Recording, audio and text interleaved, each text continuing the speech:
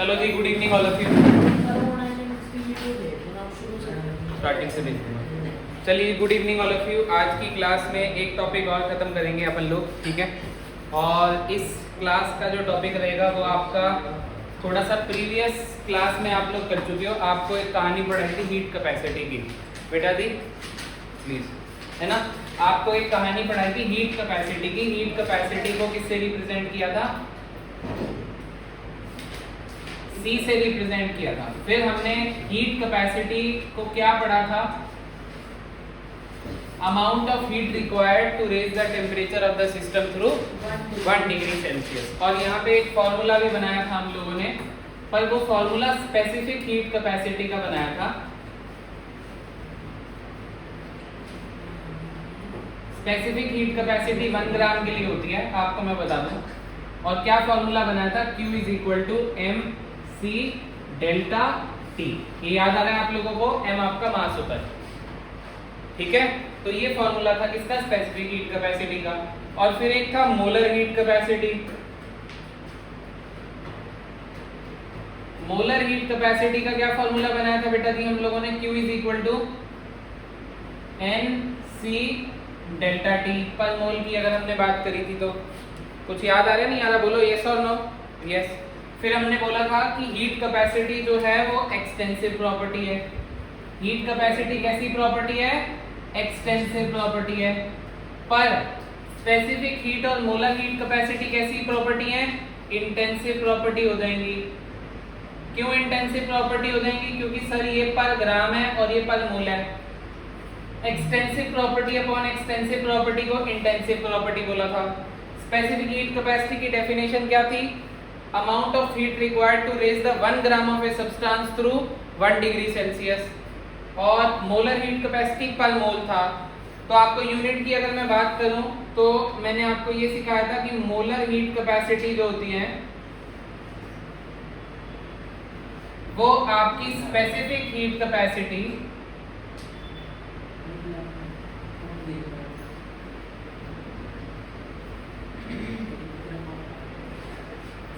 Into molar mass होती है। बेटा याद करते जाना, मैं पहले बता रहा हूं, ध्यान रख लो, सब कुछ लिखो एक बार थोड़ा सा फटाफट से।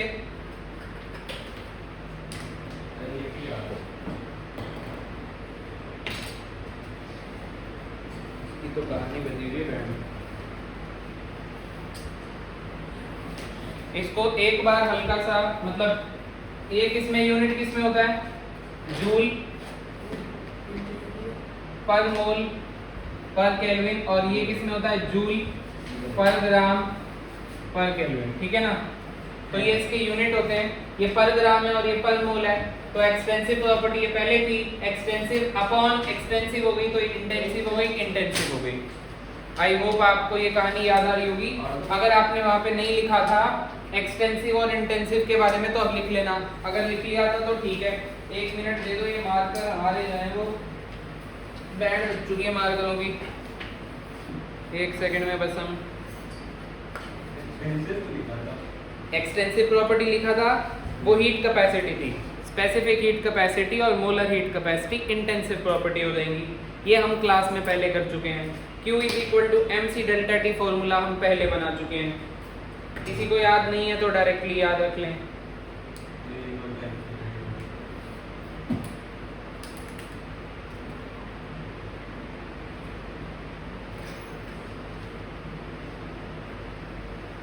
जो तू कर रहा है ना वो ठीक नहीं लगा मुझे।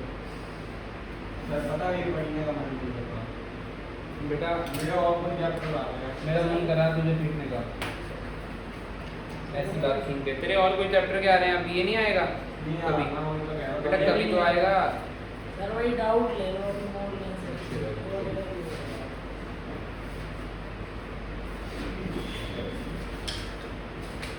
बेटा कोई डाउट आउट का सीन नहीं है। ये चैप्टर कब करोगे आगे? 1 मिनट देना बस।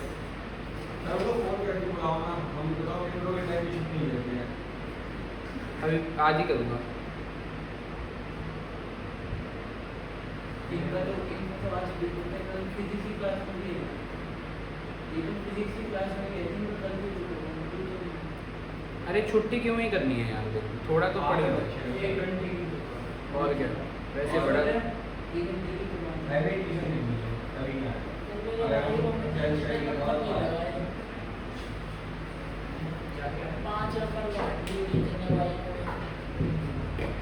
सारे टीचर को हमारी पूरी एनसीईआरटी से आती है, तो हमें कराती है सारे एनसीईआरटी से टीचर पूछ लिया को एनसीईआरटी के तो बारे। मैंने बोल दिया एनसीईआरटी से पूछ लो, कहते नहीं नंबर काट दी।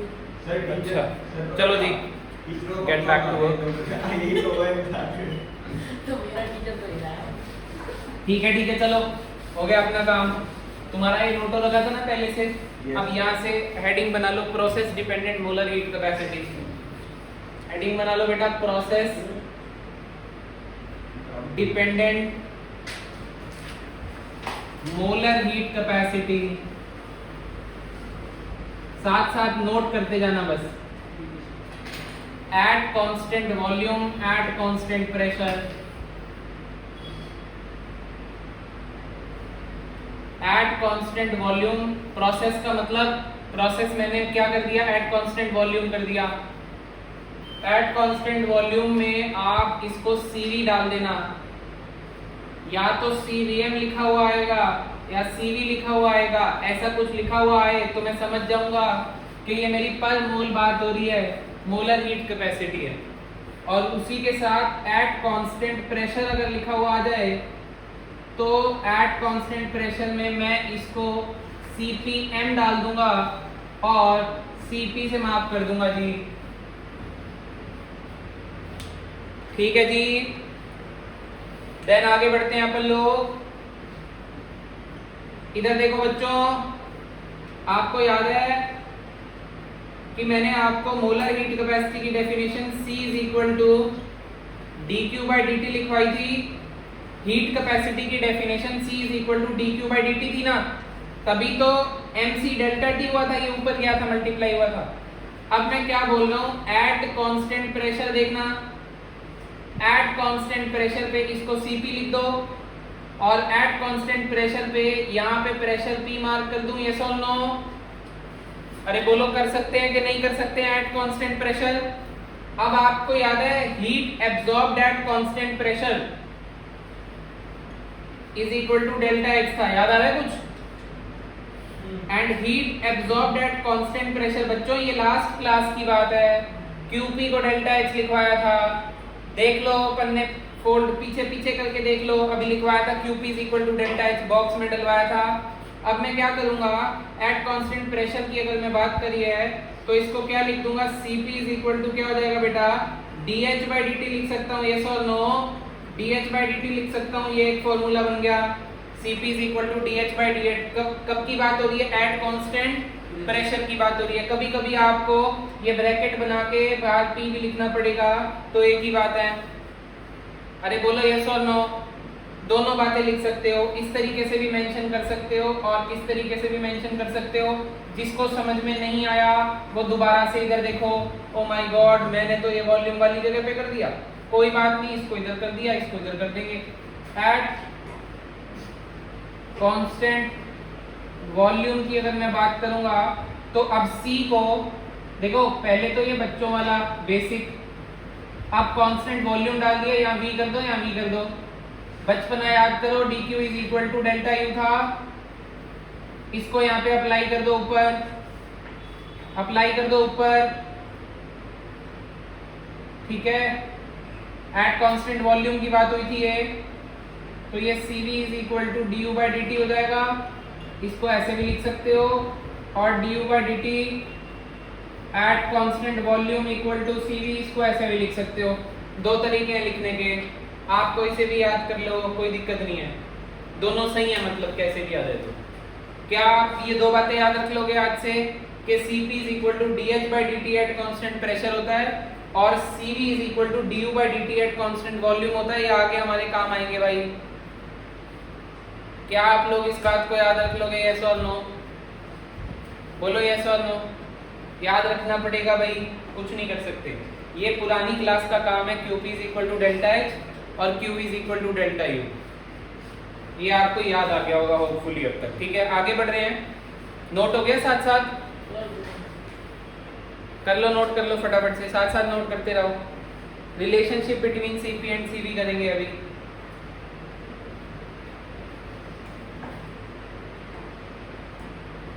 मोलर हीट कैपेसिटी का फॉर्मूला हम पहले पढ़ चुके थे। आज हम रिलेशन निकालने वाले हैं। आज हमने प्रोसेस डाल दिए हैं, वॉल्यूम कांस्टेंट कर दिया, प्रेशर कांस्टेंट कर दिया।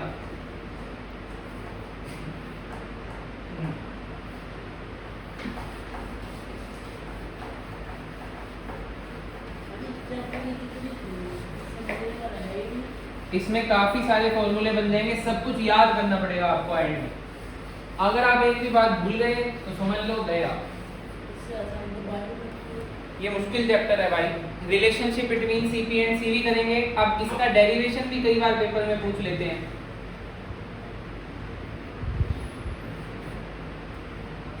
तो सबसे पहले मैं सीपी और सीवी को थोड़ा सा आपको विजुअलाइज करके बताता हूँ। मेरे पास एक रिजिड कंटेनर है। ये कंटेनर कैसा है बेटा? रिजिड। रिजिड का मतलब क्या है? ये कम ज्यादा नहीं होगा। यहाँ पे वॉल्यूम क्या है? यहाँ पे वॉल्यूम आपकी क्या है? कांस्टेंट है। अंदर आपकी गैस भरी हुई है और आपने इसको हीट सप्लाई करी, यानी कि टेम्परेचर बढ़ाया हीट सप्लाई करके। अरे बोलो यस और नो। तो यहाँ पे आपकी जो Q की वैल्यू है एट कांस्टेंट वॉल्यूम, वो क्या हो जाएगी? NCVDT हो जाएगी, यस और नो। और अगर आपकी heat capacity eight constant volume ये कुछ इस तरीके से है, तो ये फॉर्मूला बन जाएगा आपका QV is equal to NCV delta T। अरे ये न्यूमेरिकल सोल्व करने के लिए बन गया भाई। आपकी गैस का टेम्परेचर आपने बढ़ाने के लिए हीट सप्लाई करी। अरे ये नो, यही तो डेफिनेशन थी। अरे बोलो यही डेफिनेशन थी हीट कैपेसिटी की, कि कितनी हीट सप्लाई करोगे सिस्टम के टेम्परेचर को बढ़ाने के लिए। एट कांस्टेंट वॉल्यूम की बात करी मैंने, तो मैंने यहाँ पे क्या लिख दिया? QV लिख दिया। अब सुनिए ध्यान से, काम की बात अब समझ में आएगी जब मैं दोनों को रिलेट करूंगा। मैंने कहा मेरा ये जो कंटेनर है ना आपका, ये जो मैंने लिया इस बार, ये आपका रिजिड नहीं है, ये आपका पिस्टन टाइप का लगा दिया। अंदर आपकी गैस है और टॉपिक रख दिया एट कांस्टेंट प्रेशर। बेटा क्या रख दिया बेटा? एट कांस्टेंट प्रेशर रख दिया। प्रेशर कांस्टेंट करना पड़ेगा अभी। अच्छा, जब आप इसको हीट सप्लाई करोगे, समझने की बात है, अब समझने की बात है, ठीक है। जब आप इसको हीट सप्लाई करोगे तो फॉर्मूला तो आपका यही बनेगा, QP is equal to NCPDT। Integrate कर दोगे आप तो QP is equal to NCP delta T लिखोगे। पर यहाँ से CP और CV का रिलेशन हमने पता करना है। आप मुझे एक बात बताओ, आप मुझे एक बात बताओ जरा। आप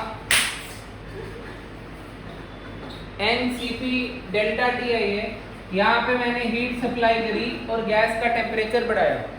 जब मैंने आपकी गैस का टेम्परेचर बढ़ाया तो आप मुझे ये बताओ, प्रेशर कांस्टेंट रखने के लिए ये पिस्टन अपने आप को ऊपर मूव करेगा कि नहीं करेगा? अरे अगर आपने प्रेशर कांस्टेंट रखना है तो गैस का जब टेम्परेचर बढ़ेगा तो काइनेटिक एनर्जी बढ़ेगी। पार्टिकल बहुत तेज तेज कोलाइड करेंगे, उससे प्रेशर लगाएंगे ज्यादा। और प्रेशर को क्या रखना है? कांस्टेंट। तो ये पिस्टन अपने आप को थोड़ा सा क्या उठा लेगा? ऊपर।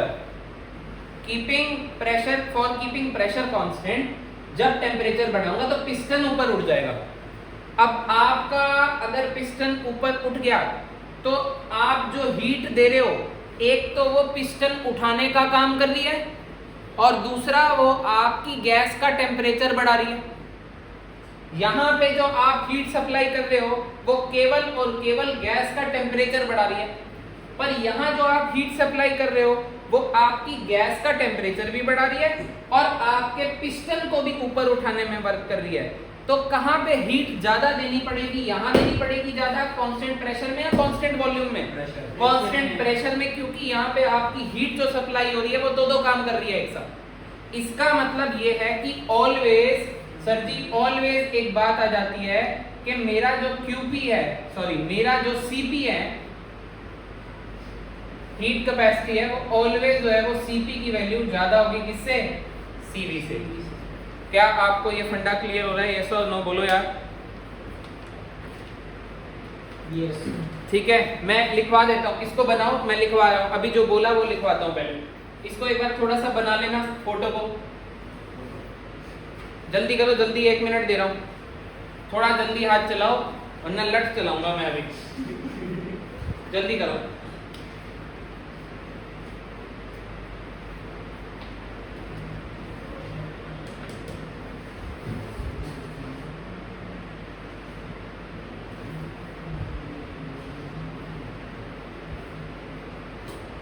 जल्दी करो।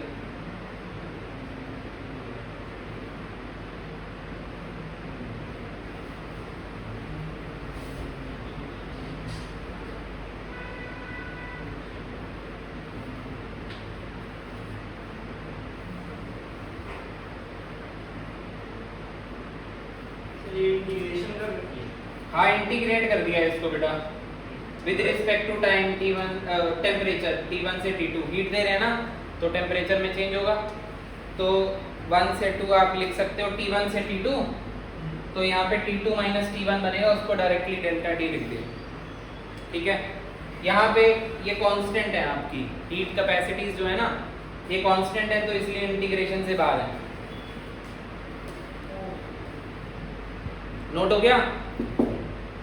इसमें आगे लिखेंगे अभी।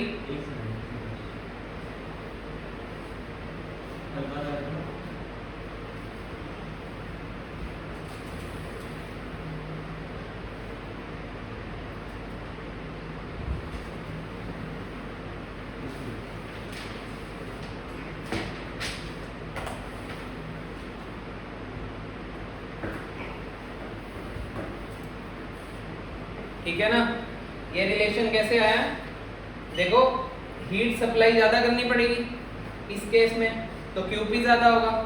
इसका मतलब ये है सेम टेम्परेचर को बढ़ाने के लिए T1 से T2 सेम टेम्परेचर को बढ़ाने के लिए यहाँ QP ज्यादा होगा, इसका मतलब Cp की वैल्यू ज्यादा होगी एज कम्पेयर टू Cv। ठीक है ना, तो इसी बात को बस मैं अब लिखवा भी देता हूँ। लिखो, if at constant pressure, note point बना लो, if at constant pressure comma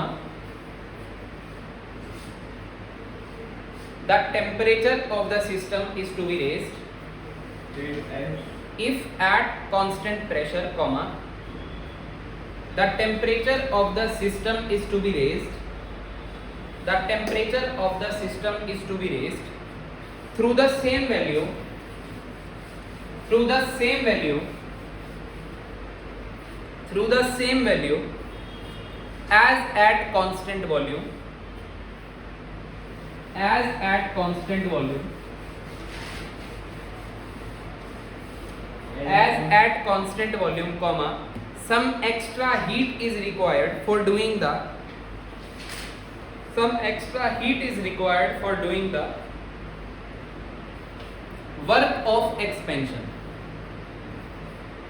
work of expansion full stop, therefore for a gas Cp is greater than Cv, therefore for a gas Cp is greater than Cv full stop। ठीक है, then अगला point है, अगर मैं Cp minus Cv करूं तो क्या मैं ये लिख सकता हूं dH by dt minus du by dt? Yes और नो पहले बताओ।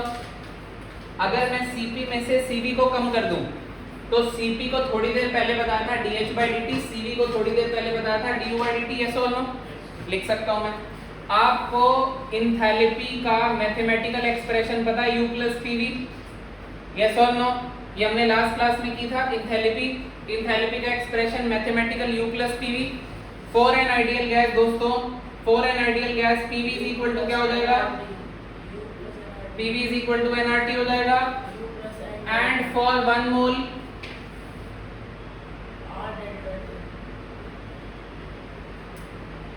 PV is equal to RT हो जाएगा।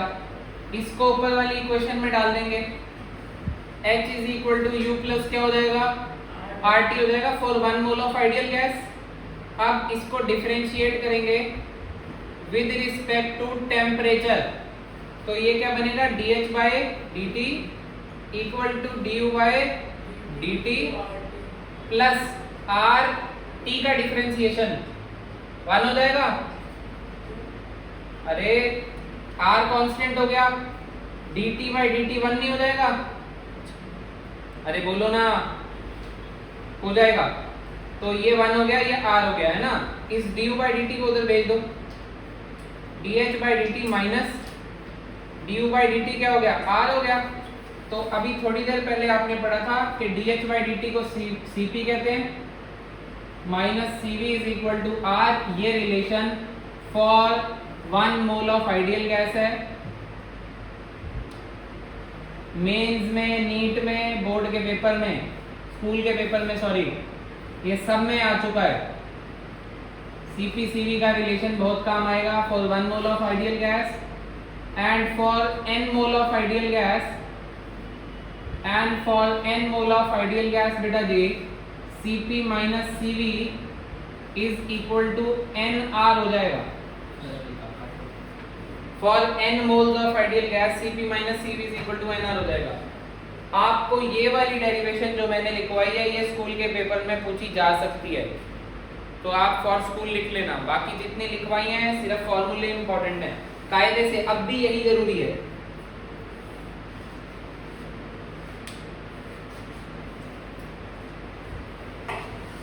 बढ़ जाए बेटा, आगे बढ़ जाए, साथ साथ नोट करते चलो। अरे फिजिकल केमिस्ट्री में आता है। हाँ हाँ, यस, याद हो गया रिलेशन। आज की क्लास में क्या बताया स्टार्टिंग से? मोल हीट कैपेसिटी के फॉर्मूले, दूसरा CpCv का रिलेशन, और CpCv के रिलेशन में Cp minus Cv is equal to क्या है?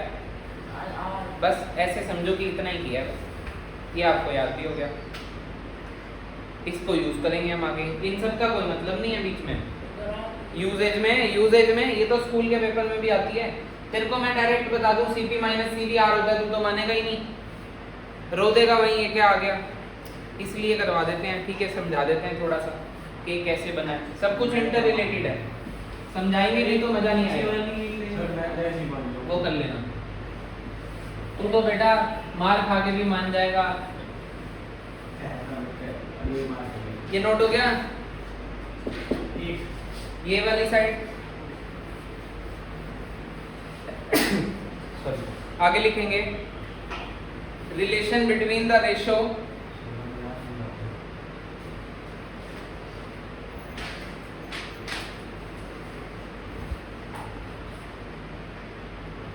Cp by Cv, Cp by Cv के रेशो पता करने हैं मेरे को, and atomicity of gas, with atomicity of gas. अब एटॉमिसिटी ऑफ गैस क्या होती है? अगर मेरी गैस H2 है तो ये डायटोमिक है। अगर मेरा मॉलिक्यूल H2O है तो ये ट्राइएटॉमिक है। जितने एटम होते हैं उसके हिसाब से एटॉमिसिटी होती है, ठीक है। ये तो आपने क्लास 9th में पढ़ा था ना, डायटोमिक गैस, ट्राइएटॉमिक गैस, है ना, पॉलीएटॉमिक गैस। पॉलीएटॉमिक मतलब और भी ज्यादा है ना, 4 तो नहीं पढ़ा, 2 से ज्यादा पॉलीएटॉमिक में टेट्राएटॉमिक हो जाए। 3 पॉली मतलब ज्यादा एटॉम, ज्यादा नंबर ऑफ एटम। ट्राई का मतलब 3 है, डाई का मतलब 2 है, ठीक है। चलो लिखो जरा, इसमें कुछ बातें लिखवानी है। पहले लिखो इंटरनल एनर्जी, ये लास्ट में समझ में आएगा, ठीक है। और कभी न्यूमेरिकल करोगे इसका तो ही आपको ये टॉपिक समझ में आएगा, अदरवाइज एक लास्ट वाले फॉर्मूले या मैं एक बॉक्स बनवा दूंगा, उसको बस थोड़ा सा समझा रहा हूँ कि वो बॉक्स तक पहुंचते कैसे हैं। फाइनली वो बॉक्स की 3 4 6 बातें याद रखनी है। तो इंटरनल एनर्जी की बात हो रही है अभी, लिखो इंटरनल एनर्जी डिपेंड्स ऑन, यहाँ तक पहुंच गए ना तुम लोग? फिर मैं ओरल बोल रहा हूँ, एक बार लिखना, internal energy depends on degree of freedom. Degree of freedom depends on degree of freedom, और आगे से डिग्री ऑफ फ्रीडम को DOF लिखूंगा मैं। मतलब क्या है? थोड़ा सा फिजिक्स में पढ़ते हो, डिग्री ऑफ फ्रीडम अभी कर रहे हैं describe, means variable needed to describe the motion of particle. means variable needed to describe the motion of particles, to describe the motion of particles। ठीक है, तो इंटरनल एनर्जी जो है वो डिग्री ऑफ फ्रीडम पे डिपेंड करेगी molecules के, और ये डिग्री ऑफ फ्रीडम जो है ये क्या है, इसको आप ऐसे समझ लो कि पार्टिकल कितनी तरह की मोशन रख रहा है और उस कितनी तरह की मोशन से कौन सी एनर्जी एसोसिएटेड है। ठीक है, जैसे कि मोशन की अगर मैं बात करूं तो पार्टिकल के पास 3 तरह की मोशन अवेलेबल हो सकती है। एक ट्रांसलेशनल मोशन, ट्रांसलेशनल मोशन वही बैक एंड फ्रॉथ, मतलब आगे पीछे इस तरीके से। वाइब्रेशनल मोशन, टेम्परेचर जब ज़्यादा बढ़ा देते हैं तो कंपन पैदा होती है, उसको वाइब्रेशनल मोशन कहते हैं। रोटेशनल मोशन तो आपने देखा होगा, इलेक्ट्रॉन को हम इस तरीके से रिवॉल्व करवाते हैं एक्सिस के अराउंड, यानी कि आपका एटम रिवॉल्विंग होता है तो रोटेशनल मोशन है। ठीक है, तो वो सीधा भी चल रहा है और घूम भी रहा है। जैसे फुटबॉल को हम किक मारते हैं तो फुटबॉल जो है वो हल्का सा रोल भी करती है और आगे की ओर भी चलती है। तो इस तरीके की मोशन हमारे पार्टिकल्स के पास होगी, और इस तरीके की मोशन से जो भी एनर्जी एसोसिएटेड होगी वो अब आप बोर्ड पे देखोगे थ्योरेटिकली, एक्सपेरिमेंटली। तो हमें तो कुछ बातें बस ध्यान रखनी है, डिराइव करेंगे, रिजल्ट को याद रखेंगे, टेंशन बिल्कुल नहीं लेंगे। लिखो mono atomic gases like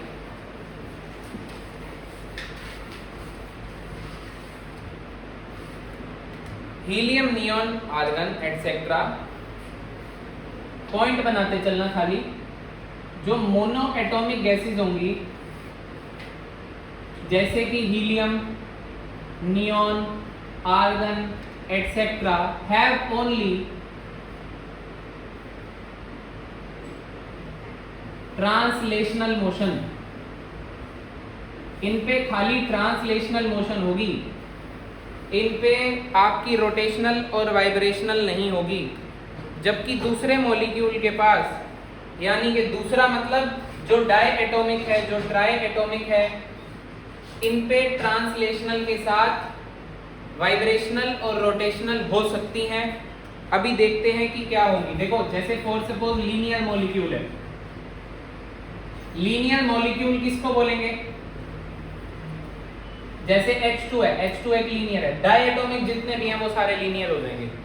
try atomic में बेंट आएंगे, केमिकल बॉन्डिंग पढ़ चुके हो, CO2 का स्ट्रक्चर लीनियर होता है, पर H2O का बेंट वी शेप होती है, तो दोनों में 3-3 एटम है। ठीक है, राइट।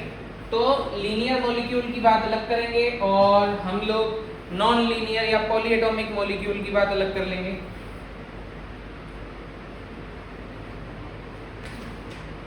है ना? तो ये कुछ इस तरीके से। अब इन पे कौन कौन सी मोशन होगी? ट्रांसलेशनल होगी, और क्या होगी इस पे? मैं कहता हूँ रोटेशनल होगी, और क्या होगा?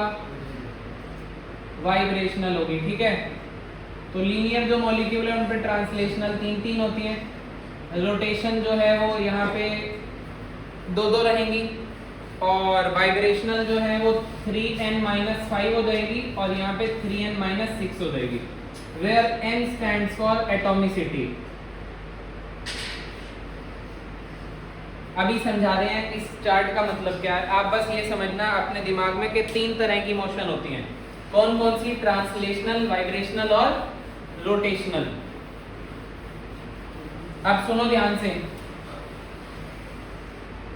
वाइब्रेशनल डिग्री ऑफ फ्रीडम की अगर मैं बात करूं, यानी कि ये फैक्टर अगर मैं लगाऊंगा तो वो ज्यादा टेम्परेचर पे लगाऊंगा। वाइब्रेशनल हम निगलेक्ट करके चल रहे हैं, पहले बता दे रहा हूं। ठीक है, vibrational degree of freedom are, लिख लो बेटा, लिखते रहो, घर पे जाके समझ में आएगा जब दोबारा पढ़ोगे तो। वाइब्रेशनल डिग्री ऑफ फ्रीडम लिखते रहना,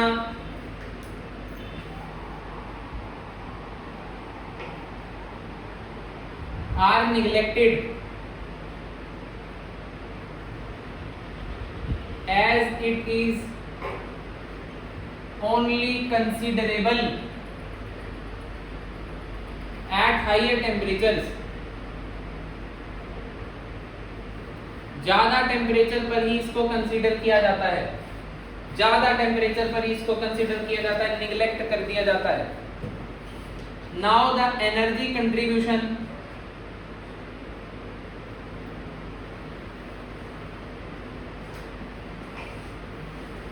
by each translational and rotational degree of freedom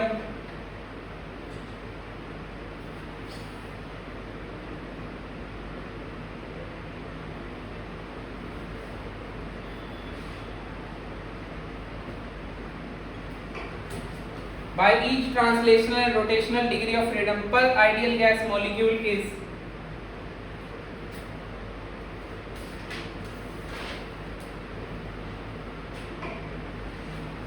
one by 2 kT, where K stands for R by Na,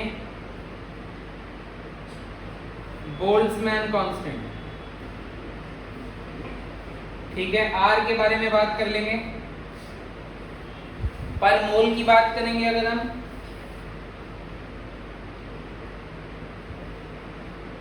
देखो एक मॉलिक्यूल की एनर्जी, बेटा सुनना, पर मॉलिक्यूल की एनर्जी का कंट्रीब्यूशन कितना है, एक बार देखना बोर्ड पे देखना, हाफ केटी, सॉरी एक मॉलिक्यूल की एनर्जी का कंट्रीब्यूशन है हाफ केटी। तो एक मोल मॉलिक्यूल्स की कंट्रीब्यूशन कितना होगा, इसको किससे मल्टीप्लाई कर देंगे, Na से, अरे बोलो, और K बोल्ट्जमैन कांस्टेंट होता है, इसकी वैल्यू होती है R by Na। तो यहाँ डालो R by Na इंटू क्या कर दोगे Na, तो Na से Na क्या हो जाएगा, कैंसिल। तो पर molecule energy contribution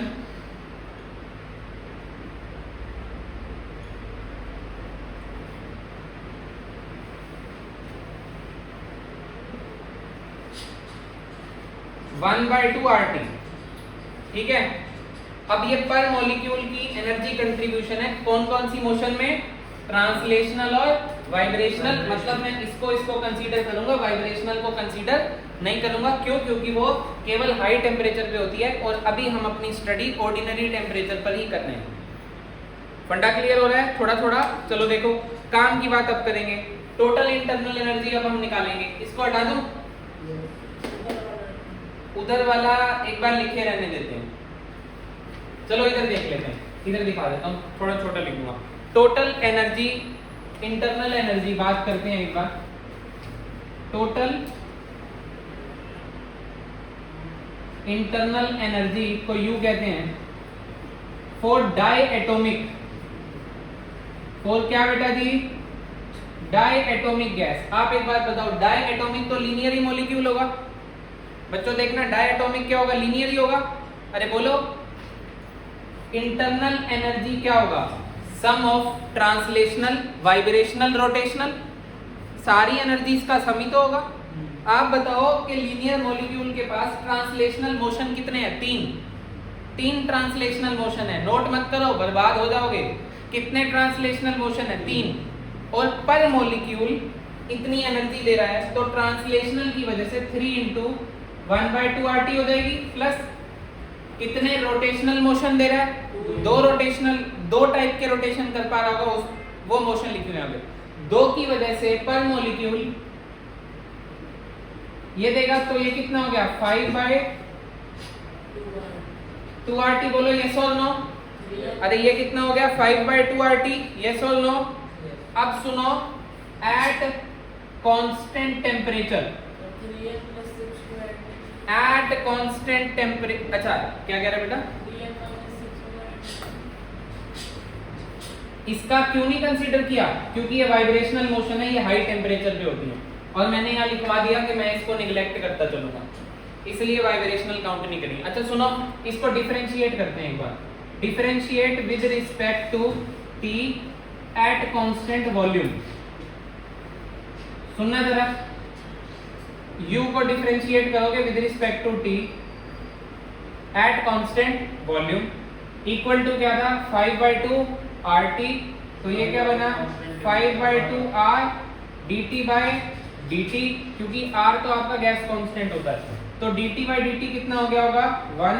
therefore du/dt कितना हो गया होगा 5/2r और du/dt एट कांस्टेंट वॉल्यूम थोड़ी देर पहले पढ़ा है cv होता है, तो ये कितना बन गया होगा 5/2r बेटा। ये क्लियर हुआ? अरे du/dt at constant volume cv तो होता है, तो cv की वैल्यू क्या आ गई 5/2r। अगर cv की वैल्यू 5/2r आ गई तो आपको पता है बच्चों कि cp minus cv equal to क्या होता है r होता है, और cv की वैल्यू अगर मैं इधर डाल दूंगा तो cp की वैल्यू आ जाएगी, और cp की वैल्यू डाल देना तो 7/2r आ जाएगी। तो cp cv की वैल्यू आ गई आपके पास। अब इस cp cv की वैल्यू ही हमको न्यूमेरिकल में क्वेश्चन सॉल्व करने के लिए चाहिए होती है, क्योंकि q is equal to N C V D T होता है या N C P D T होता है। तो गैस के लिए अगर गैस कैसी है, डाई एटॉमिक है, तो उसके लिए आपका Cv और Cp का वैल्यू फिक्स हो चुका है। यही हमको चाहिए रहता है बस न्यूमेरिकल निकालने के लिए। अब अगर फॉर सपोज मोनो एटॉमिक होती, क्या होती? Mono atomic. सुनते रहना बेटा, क्या होती? Mono atomic. तो मोनो एटॉमिक के केस में केवल और केवल क्या कंसीडर करना है? Only translational motion. तो उस पे जो ट्रांसलेशनल मोशन होती है वो केवल 3 होती हैं, तो 3 × 1/2 RT हो जाता, और अगर मैं उसको डिफरेंशिएट कर देता तो 3/2 R आ जाता, तो CV 3/2 R आ जाएगा, तो CP उसके हिसाब से आ जाएगा। यस और नो? तो उसमें रोटेशनल वाइब्रेशनल कंसीडर नहीं करनी। तो अब इतना सब आपको करना नहीं है, तो मैं आपको एक चार्ट बनवा रहा हूँ। CV CP की वैल्यू आप डायरेक्टली याद रख लेना। अब आप ये नहीं कह सकते कि आपको समझाया नहीं गया कैसे आया है, तो आपको समझा दिया है कि आया कैसे है। अब याद रखेंगे और न्यूमेरिकल कैसे सॉल्व करेंगे ये देखना। तो ये सब आइडियल गैस के लिए बातें हो रही हैं, फॉर एन आइडियल गैस की बात है। बस ये टेबल बना लेंगे, यूज कैसे करेंगे बाद में बताएंगे। एटॉमिसिटी लिख देते हैं यहाँ पे, और एटॉमिसिटी मोनो एटॉमिक गैस की लिख देते हैं। मोनो एटॉमिक गैस में हीलियम नियॉन आर्गन आ जाता है बेटा। यहाँ पे हम पहले वैल्यू डालेंगे Cv की, जो कि हमने अभी देखा फटाफट से कि 3/2R होगी। फिर देखेंगे Cp की वैल्यू, जो कि हो जाएगी हमारी 5/2R। आपको केवल ये टेबल याद रखना है। देन एक Cp/Cv का रेशो निकालना है हमको, इसको पॉइजन्स रेशो कहते हैं। नाम है इसका बहुत अजीब सा है। क्या कह रहा बेटा? बकवास ही कर रहा होगा।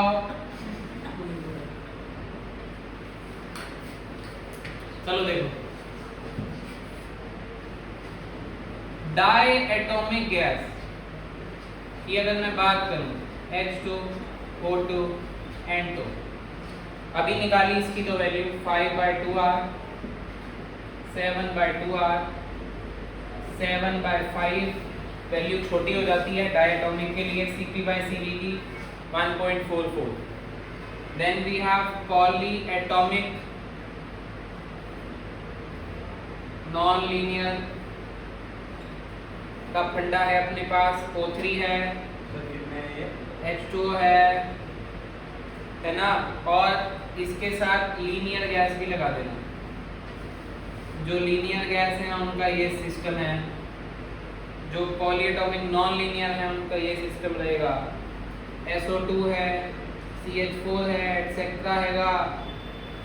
और ये जो इसकी वैल्यू है 3R 4R है, तो ये 4/3 और छोटा हो जाएगा, तो ये अप्रोक्सीमेटली आएगा 1.33। ठीक है, तो आपको ये रेंज न्यूमेरिकल में आ जाएगी और आपको पहचानना होगा कि आपकी गैस डायटोमिक है, पॉलीएटॉमिक है या कैसी है। ठीक है ना, फटाफट से नोट करें।